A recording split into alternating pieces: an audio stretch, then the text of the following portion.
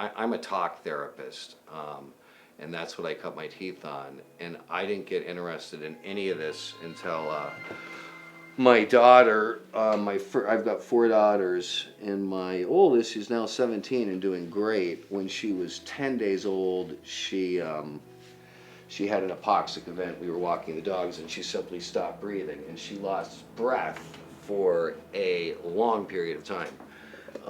And so she went into a coma, and we were in the intensive care unit for 6 months, and it was a long journey. And as part of that journey, I started getting into this, thinking that this could be a modality that would help her. And then I entered this whole other world of neurofeedback,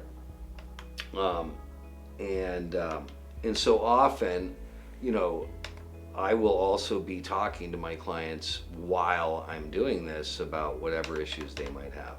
What's very interesting about this to me is that unlike most change that happens, if, let's say, someone goes to therapy or a retreat or meditation or prayer, there's consciousness involved. So most change in a way has to do with consciousness, us thinking about doing something. And one interesting thing about the lens is that this is not happening through insight.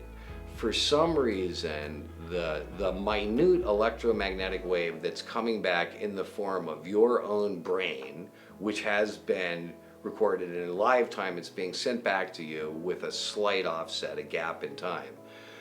That electromagnetic wave is about 1/1,000,000th of holding a cell phone up to your head. So it's so small that, you know, this is all FDA approved, but they probably approved it because they're thinking to themselves, there's no way that such a small thing could make a difference. But for some reason, we're not sure why, the effect is that the brain, it appears to become more efficient. But when I first got into all this, of course, I didn't know anything really other than what I'd read in textbooks about neurofeedback. But this is based on the particular person's brain interacting with itself.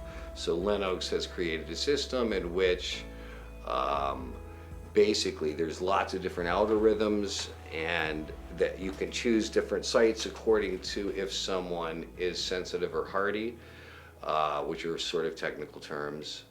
And then basically the application that's occurring is that the exact brain waves of the patient, the client, is coming off, and then it is fed back.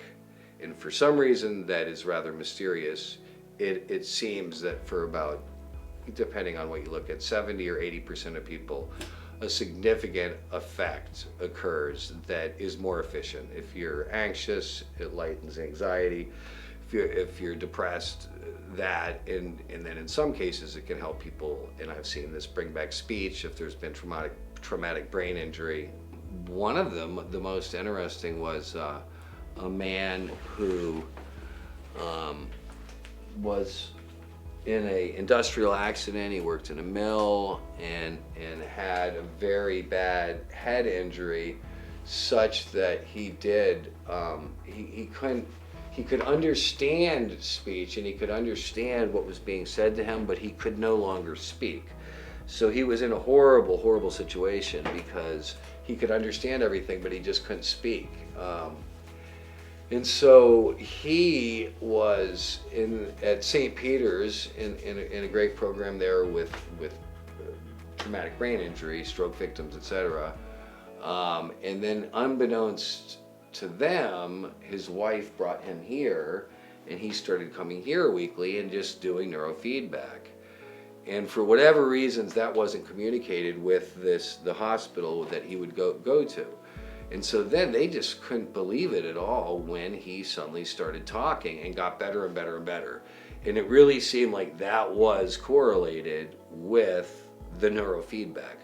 So to me, that was one of the most striking things. And I'll still see him every, 6 months he'll come in. But for years, he would come all the time. And it was just extraordinary how his brain reorganize the plasticity of the brain. You know, that's when other parts of the brain take over the damaged part.